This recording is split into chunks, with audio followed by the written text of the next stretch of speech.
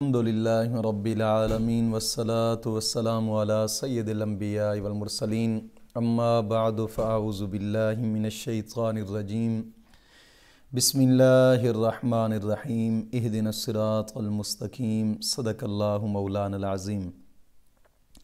روحانی پاورفل وظائف میں سے آج ایک اہم سبق دوستوں کی نظر کرنا ہے، جو کہ فرمائش پر یہ وظیفہ بتایا جا رہا ہے۔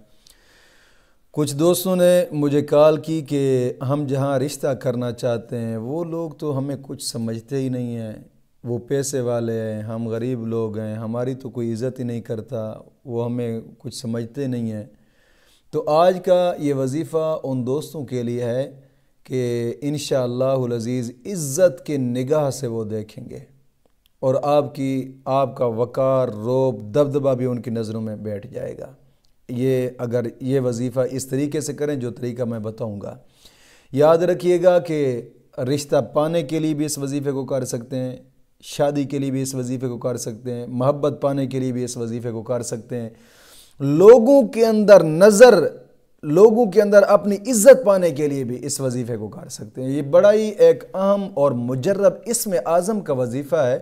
یاد رکھیے گا کہ یہ ایک خاص اسم اعظم ہے کہ جو آدمی آگے سے آپ کو کچھ سمجھتا ہی نہیں ہے، آپ اس کی نظروں میں بہت چھوٹے لوگ ہو، یہ وظیفہ کریں اور پھر اس کے اوپر رعب اور دبدبہ طاری ہوتا دیکھیں انشاءاللہ العزیز۔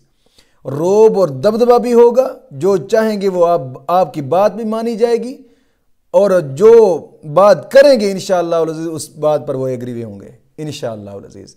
لیکن سب سے پہلی بات یہ ہے کہ نماز کی پابندی لازمی کریں، اور ہر نماز کے بعد 11 مرتبہ کلمہ طیبہ اور 11 مرتبہ درود پاک، یہ اشد ضروری ہے، اور اپنے تمام گناہوں سے توبہ کریں اور آئندہ گناہ نہ کرنے کا پختہ عزم کریں۔ اور تیسری شرط یہ ہے کہ روزانہ نماز فجر کے بعد کم از کم 2 رکوع قرآن پاک کی تلاوت کے لازمی کریں۔ قرآن پاک کی تلاوت کا بڑا فائدہ ہوتا ہے، گھر کے اندر نحوست نہیں رہتی، انسان کی زبان پاک ہوتی ہے۔ قرآن پاک کی تلاوت کرنے کے بعد انسان جو دعا مانگتا ہے، دعا انسان کی قبول ہوتی ہے۔ قرآن پاک پڑھنے سے نیکیاں ملتی ہیں، آخرت سنور جاتی ہے، دنیا بھی سرخ رو ہو جاتی ہے۔ اور حدیث پاک میں آتا ہے کہ جو صبح کے ٹائم قرآن کی تلاوت سے ہی صبح کرتا ہے، مولا کریم سارا دن اس کا اچھا گزار دیتا ہے۔ کوشش فرمائیں کہ روزانہ نماز فجر کے بعد کم از کم 2 رکوع قرآن پاک کی تلاوت کے لازمی کیا کریں۔ اور دوستو، آج کا یہ جو وظیفہ بتا رہا تھا، اس وظیفے کی صرف یہ شرائط ہیں، ان شرائط کے ساتھ اس وظیفے کو کریں۔ میں گارنٹی دیتا ہوں جس کے سامنے آپ جاؤ گے آپ کا رعب اور دبدبہ اس کے اوپر بیٹھ جائے گا، جو بات کہو گے وہی بات آپ کی مانی جائے گی انشاءاللہ العزیز۔ آپ شادی کے لیے کرنا چاہتے ہیں، اس کو 2-4 دن اس اسم اعظم کو پڑھیں اور پھر انشاءاللہ دیکھیں ان کی طرف، وہ خود بخود رشتے کے لیے راضی ہو جائیں گے۔ ایسا رعب اور دبدبہ ان کے اندر بیٹھے گا، اور ایسی آپ کی عزت ان کے اندر بیٹھے گی۔ یاد رکھیے گا کہ اس اسم اعظم کو 2 رات ایسی ہیں کہ جن میں خصوصاً پڑھا جاتا ہے، جمعہ اور ہفتہ کی رات۔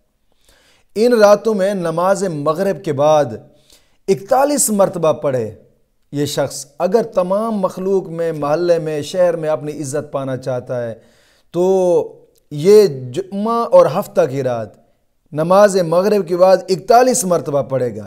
انشاءاللہ لوگوں کے دل کے اندر اس کی ہیبت پیدا ہوگی، رعب دبدبہ پیدا ہوگا اور عزت پیدا ہوگی۔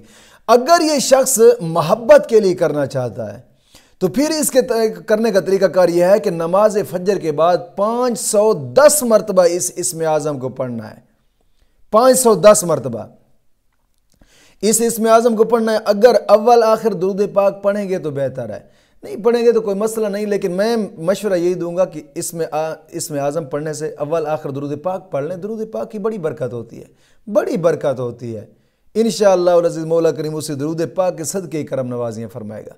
اگر محبت کے لیے کرنا چاہتے ہیں، شادی کے لیے کرنا چاہتے ہیں تو 510 مرتبہ نماز فجر کے بعد اس اسم اعظم کو پڑھیں، لگاتار پڑھیں انشاءاللہ العزیز۔ انشاءاللہ العزیز 5 دن کا یہ وظیفہ، دوسرے سے تیسرے دن ہی آپ کے دل کی مراد پوری ہو جائے گی انشاءاللہ العزیز۔ شادی کرنا چاہتے ہیں، نکاح کرنا چاہتے ہیں، منگنی کرنا چاہتے ہیں، کام ہوگا انشاءاللہ۔ یہ اسم اعظم کیا ہے؟ اسم اعظم ہے یا معزو، یا معزو، یا معزو۔ اس اسم اعظم کو پڑھیں، انشاءاللہ العزیز برکتیں برکتیں ہوں گی۔